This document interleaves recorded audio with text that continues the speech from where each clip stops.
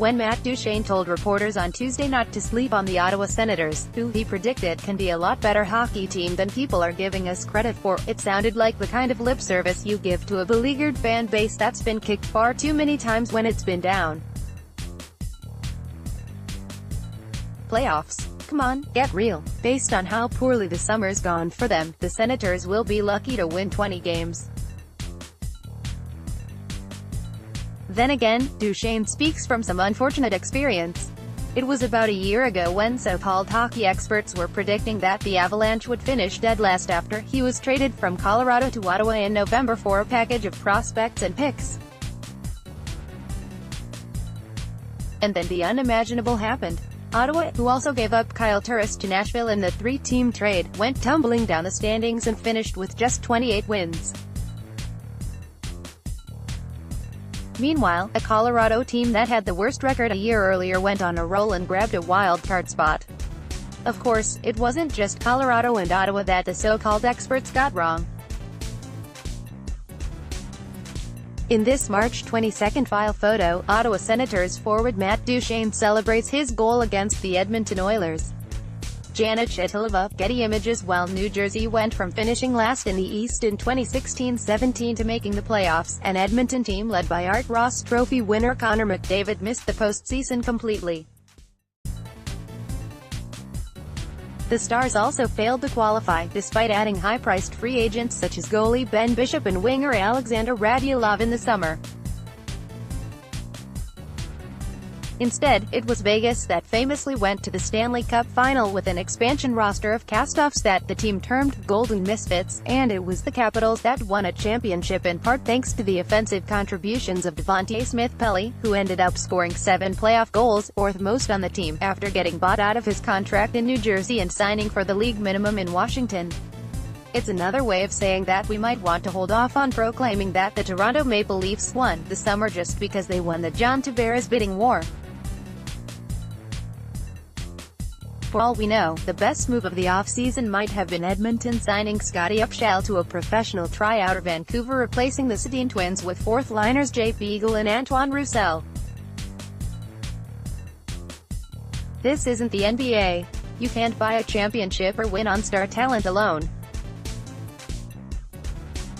If you could, then Tampa Bay would have won a cup after acquiring Ryan McDonough and JT Miller at the deadline. And all 5 of the top earners, McDavid, Tavares, Patrick Kane, Jonathan Toews and Carey Price, wouldn't have been on non-playoff teams last season. So maybe Duchene is onto something.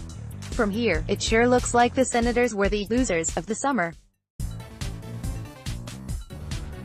With a week to go until training camp begins, it's hard to argue that they didn't have one of the worst off-seasons in NHL history.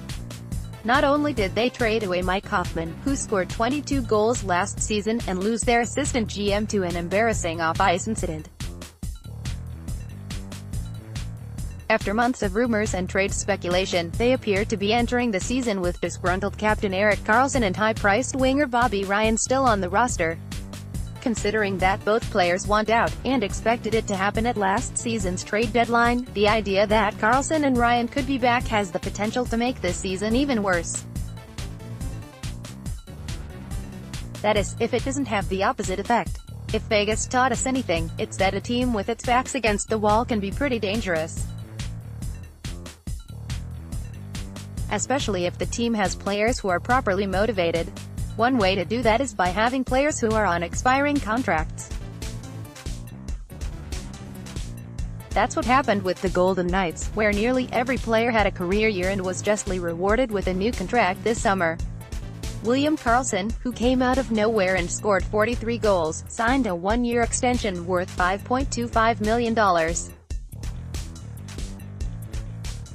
Jonathan Marchessault, 6 years, $30 million, scored 75 points. Colin Miller, 4 years, $15.5 million, led the defense with 41 points, and goalie Marc-Andre Fleury signed a 3-year, $7 million extension after posting the best numbers in the NHL. If the Senators can adopt a similar psyche, the parliamentary passovers, then perhaps they can achieve similar results.